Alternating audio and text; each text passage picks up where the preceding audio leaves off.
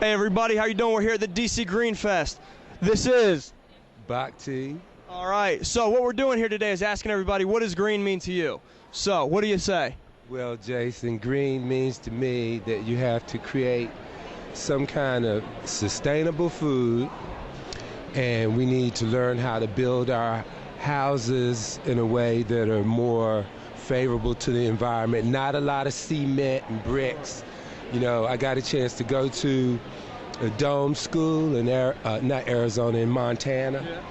Yeah. And I saw that at this particular time, whatever we need to do to get people off of the street and provide affordable housing for them, we need to do.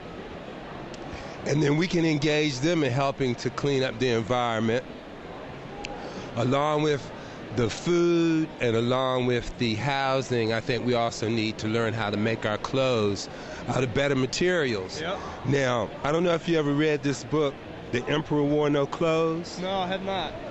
It was showing how they knew back in the 20s and the 40s that hemp was going to be the next billion-dollar crop.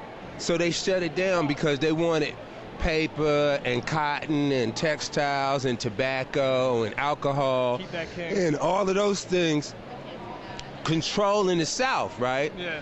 But we can make our clothes out of that. And that's what they're referring to in the Bible when they say that let these herbs be for the healing of nations.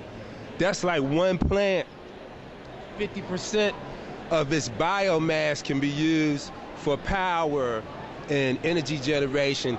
And the production does not take or steal from the land the way cotton and paper does. Sure.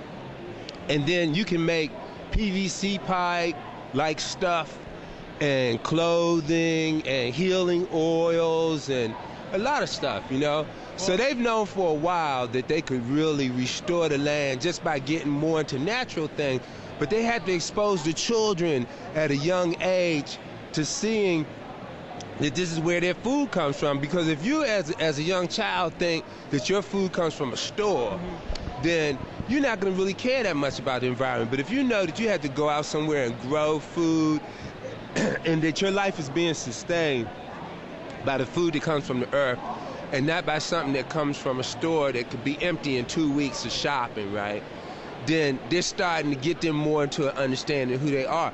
And then the other thing I was going to say too, I'm against the stem cells and I'm against the flu shot, because I know that our source of healing is not from me getting some biogenetic substances out of your body, but it's our connection to the plant world, because the plant genome, not the human genome. You know, they spend all this money out at NIH to study the human genome, but that's not what's going to heal us. What will heal us is the understanding of our relationship to the plant genome.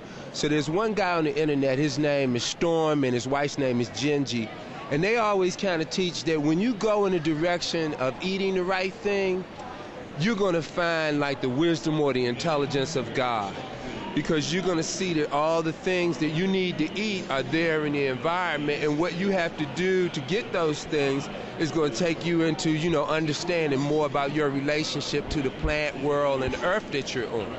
Hey guys, awesome perspective on what's going on. Want to really thank you for stopping by. Appreciate it. Thank you so much.